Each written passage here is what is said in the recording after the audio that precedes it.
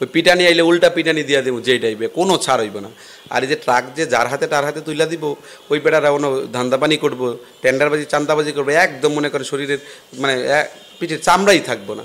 আমি এই মাহফুজের অধিকার আছে গণ অধিকার পরিষদ থেকে মানুষকে মনোনয়ন দেওয়া, আর সেই জায়গায় মাহফুজ অধিকার বঞ্চিত, তার মনোনয়ন চাইয়া থাকতে হয় উপরের দিকে।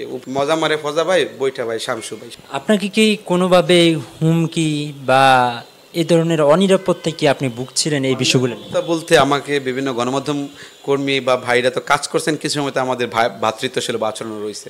গতকালকে ওই পাশে প্রেস ব্রিফিং করে এই পাশে দিয়ে বাস লইয়া টোকায়ের মতো ছেলেপেলেরা ঘুরতেছে, আমাকে প্রেস ব্রিফিং করতে তো বিভিন্নভাবে বলা হয়েছে যাতে না করি, সেটাকে আমি মোবাইল কারা বাঁশ বা লাঠি নিয়ে ঘুরতেছে ভিডিও করে দেখাইছে, এগুলো আমি চিনি না, আমাদের নেতৃবৃন্দ দূরে টুরে ছিল।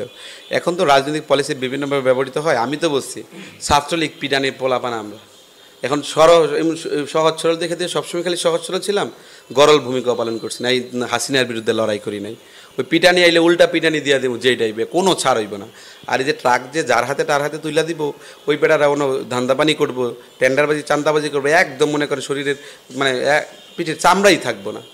কারণ আমরা তো অন্যের বিরুদ্ধে লড়াই করে আসছি, মুক্তিযুদ্ধ মঞ্চের এদের পর্যন্ত আমরা প্রতিবাদ করেছি। মারবো এখানেই থাকবো, লড়বো না, দেখবো কত মারতে পারে, কারা কোন ধরনের ষড়যন্ত্র করতে পারে। যদিও পরিস্থিতি একটু বিদঘুটে, আমার বিরুদ্ধে কতিপয় নেতৃবৃন্দ খেপা, অধিকাংশ নেতৃবৃন্দ আমার পক্ষে খেপা হচ্ছে, তারা সিদ্ধান্ত দিতে কেন মানলাম না, মানবো কেন, মানার মতো কাজ করো।